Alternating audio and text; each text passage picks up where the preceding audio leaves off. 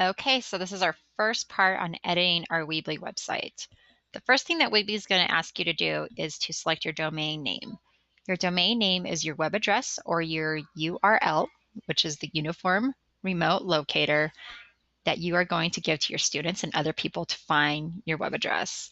So make it something easy, make it something that maybe your students will know. And one thing Weebly will do is they will always be the back end of your web address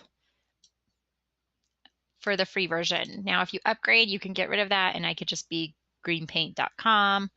But since we're doing a free version, greenpaint.weebly.com. So just keep that in mind. And when you hit search, they'll show you what things are available.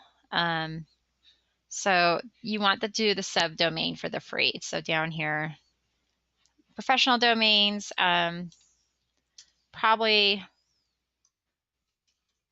I want to say that they'll be like about $100 a year if that's something you're interested in. You do get some nice features, but for what we're going to do, we could always find some ways around some of those things, and I'll show you some tricks. So let's see.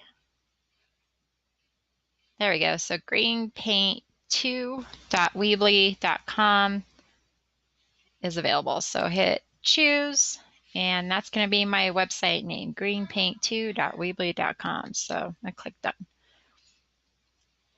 Okay, so now I'm ready to start my first editing experiences here.